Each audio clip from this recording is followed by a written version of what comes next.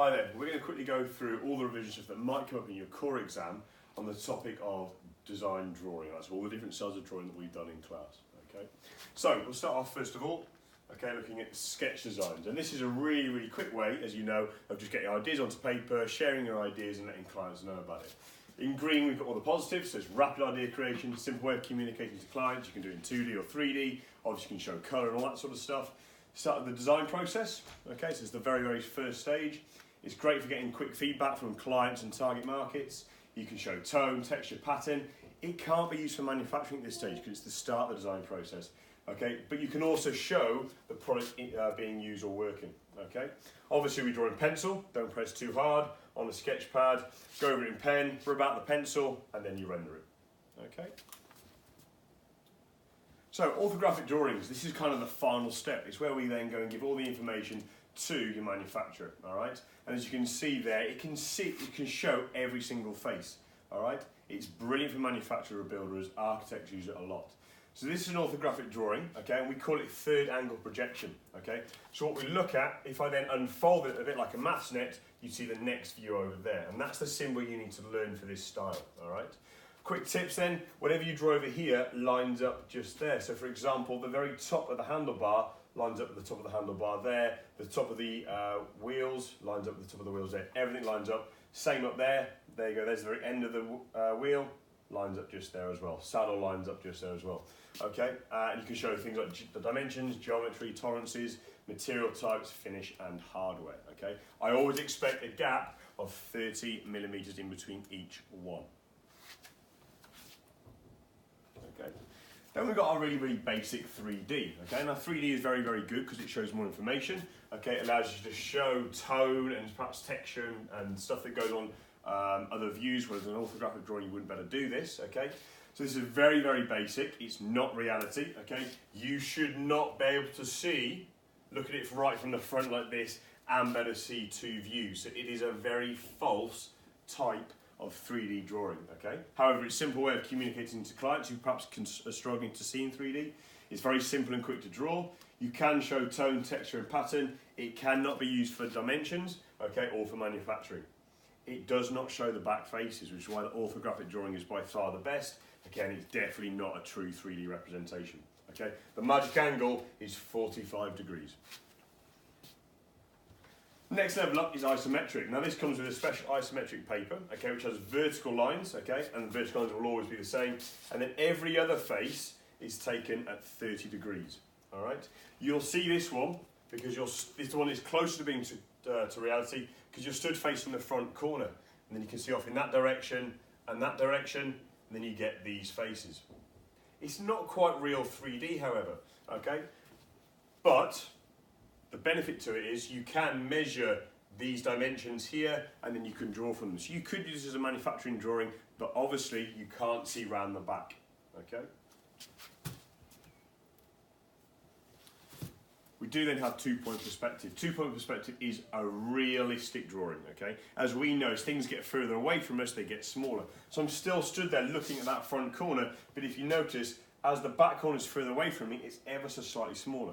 That's brilliant, it looks amazing, it's highly professional, it's great for the clients, consumers, or maybe trying to get investors on board by drawing a really accurate picture or representation of your product, but you can't build from it, because obviously if I measure that line there and try to build it, it no longer matches, okay? It's purely for a presentation style of drawing, okay?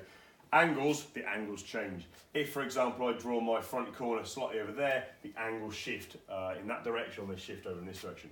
I can, however, draw looking down at it, looking straight at it, or looking up at it, okay?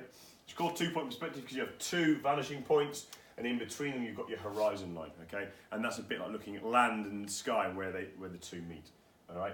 Definitely good for presentation, terrible for manufacturing. Okay, now we'll have a look at constructing drawings, and you've done this, okay? You'll be expected in the exam to create your own drawing, possibly from your own designs. When you do that, think about where you'd want your centre lines first of all. That's a line of symmetry.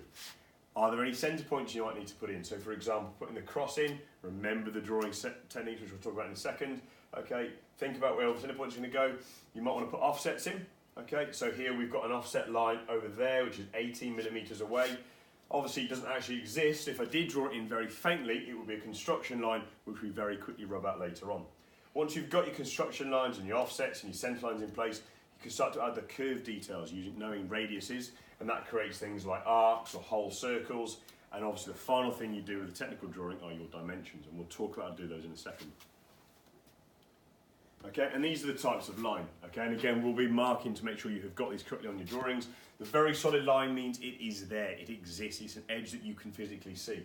Whereas something that needs to be shown on the drawing, but you can't see it, for example, maybe the depth of the hole, okay, is done as a dashed line. In this case, a hidden line. They are an expectation in your drawings at your level in your exam. Okay, centre lines and centre marks, so that dash dot. Okay, they don't exist in real life, but they're part of the drawing because they tell you where things are. All right, and then the phantom lines, that dash double dot shows you where moving parts are. For example, a door handle might be there, drawn on there, but we know when we put it down, it ends up there.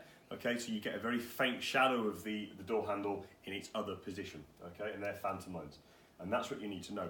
Obviously, these are nice and thick. The other ones are slightly thinner. Okay, and then dimension lines, which aren't shown on here, are thinner again, so we're not detracting from the drawing. Other things that might come up, scales. Okay, we might question you on scales, okay, which are ratios.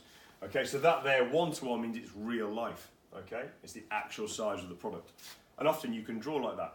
However, when products are too big to fit on a piece of paper, we scale them down, so we do 1:2. So this number gets bigger.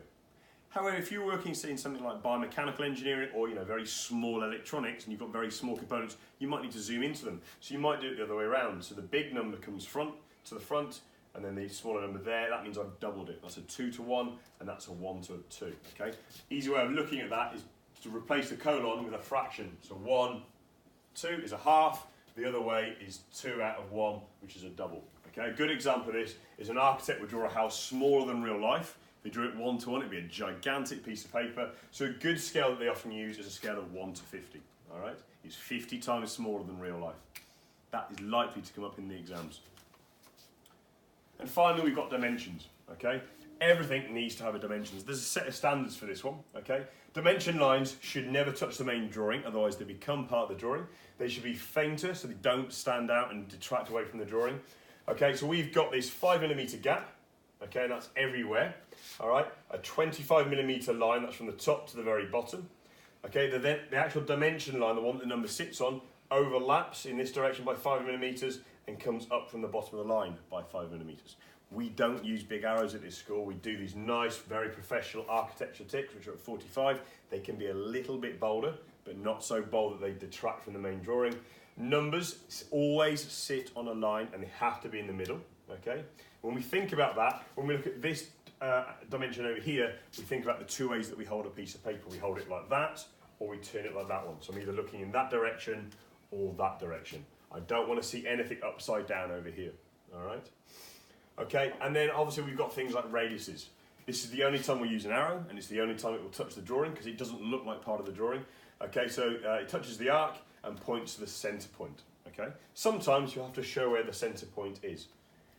On a technical drawing, every dimension should be there so that the manufacturer can produce that part. They shouldn't be scratching their head trying to work out what is going on.